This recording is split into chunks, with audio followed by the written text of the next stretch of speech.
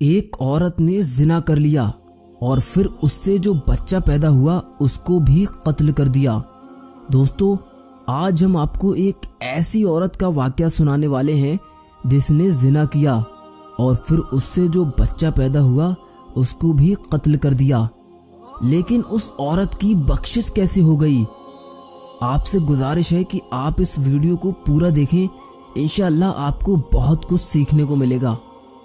حضرت ابو ہریرہ رضی اللہ عنہ فرماتے ہیں کہ ایک رات میں حضور صلی اللہ علیہ وسلم کے ساتھ نماز عشاء پڑھ کر باہر نکلا۔ راستے میں مجھے ایک عورت ملی۔ اس نے مجھ سے پوچھا کہ حضرت، میں نے ایک گناہ کر لیا ہے، کیا میں توبہ کر سکتی ہوں اور کیا میری توبہ قبول ہو سکتی ہے؟ حضرت ابو ہریرہ رضی اللہ عنہ نے پوچھا، اے عورت، تو نے کون سا گناہ کیا ہے؟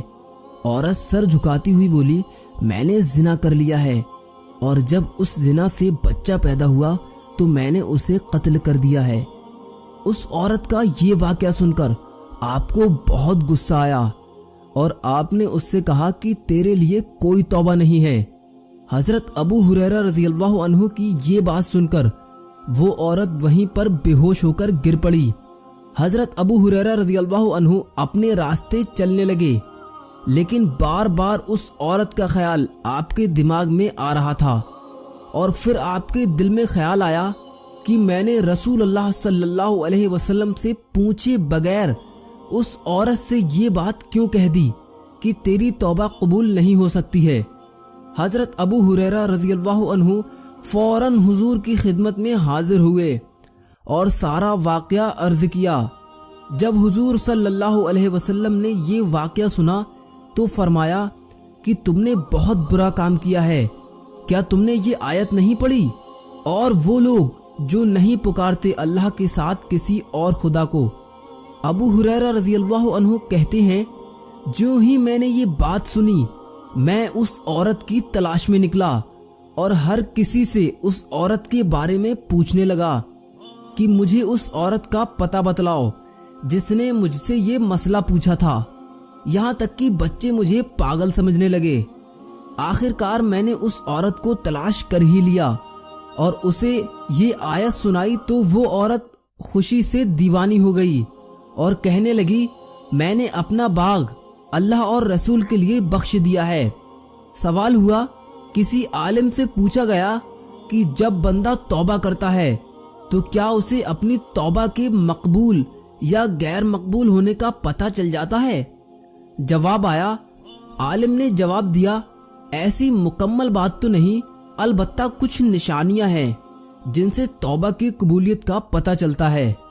وہ اپنے آپ کو گناہوں سے پاک رکھتا ہے، اس کے دل سے خوشی غائب ہو جاتی ہے، ہر دم اللہ کو موجود سمجھنے لگتا ہے، نیکوں کے قریب اور بروں سے دور رہنے لگتا ہے، دنیا کی تھوڑی سی نعمت کو بھی بڑی اور آخرت کے لیے زیادہ نیکیوں کو بھی تھوڑا سمجھنے لگتا ہے، اپنے دل کو ہر وقت فرائض خدا بندی میں مصروف اور اپنی زبان کو بند رکھتا ہے، ہمیشہ اپنے پہلے گزرے گناہوں پر غور و فکر کرتا رہتا ہے اور غم اور پریشانی کو اپنے لیے ضروری کر لیتا ہے۔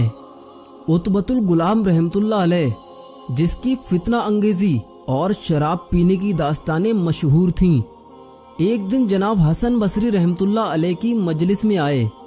اس وقت حضرت حسن رحمۃ اللہ علیہ ایک آیت کی تفسیر بیان کر رہے تھے، یعنی کیا مومنوں کے لیے وہ وقت نہیں آیا کہ ان کے دل اللہ سے ڈریں؟ حضرت حسن بصری نے اس آیت کی ایسی تشریح کی کہ لوگ رونے لگے۔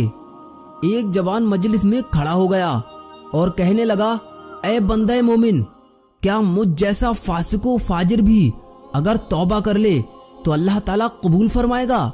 آپ نے فرمایا، ہاں، اللہ تعالیٰ تیرے گناہوں کو معاف کر دے گا۔ جب عتبۃ الغلام نے یہ بات سنی تو اس کا چہرہ پیلا پڑ گیا اور کانپتے ہوئے چیخ مار کر بے ہوش ہو گیا۔ جب اسے ہوش آیا تو حضرت حسن بصری رحمۃ اللہ علیہ نے اس کے قریب آ کر کہا کہ اے اللہ کے نافرمان جوان، جانتا ہے نافرمانی کی سزا کیا ہے؟ نافرمانوں کے لیے پرشور جہنم ہے اور حشر کے دن اللہ تعالیٰ کی سخت ناراضگی ہے۔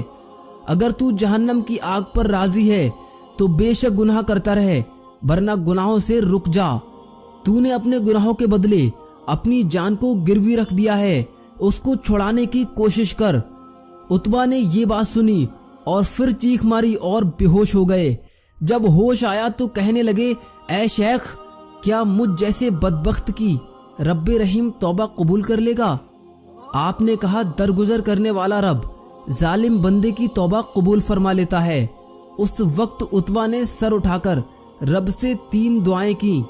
نمبر 1، اے اللہ، اگر تو نے میرے گناہوں کو معاف کر دیا ہے اور میری توبہ کو قبول کر لیا ہے تو ایسے حافظے اور عقل سے میری عزت عطا فرما کہ میں قرآن مجید اور دینی علموں میں سے جو کچھ بھی سنوں اسے کبھی فراموش نہ کروں۔ اور دوسری دعا یہ کی کہ اے اللہ، مجھے ایسی آواز عطا فرما کہ میری قرأت کو سن کر سخت سے سخت دل بھی موم ہو جائے۔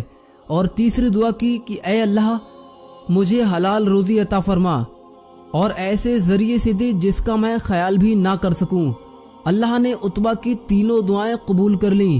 ان کا حافظہ اور سمجھ و عقل مندی بڑھ گئی، اور جب وہ قرآن کی تلاوت کرتے تو ہر سننے والا گناہوں سے توبہ کر لیتا تھا، اور ان کے گھر میں ہر روز 1 پیالہ شوربہ کا اور 2 روٹیاں حلال روزی سے پہنچ جاتی تھیں، اور کسی کو معلوم تک نہیں ہوتا تھا کہ یہ کون رکھ جاتا ہے۔ اور عتبہ غلام کی ساری زندگی میں ایسا ہی ہوتا رہا۔ یہ اس شخص کا حال ہے جس نے اللہ تعالیٰ سے لو لگائی۔ بے شک اللہ تعالیٰ نیک عمل کرنے والوں کے اجر کو ضائع نہیں کرتا ہے۔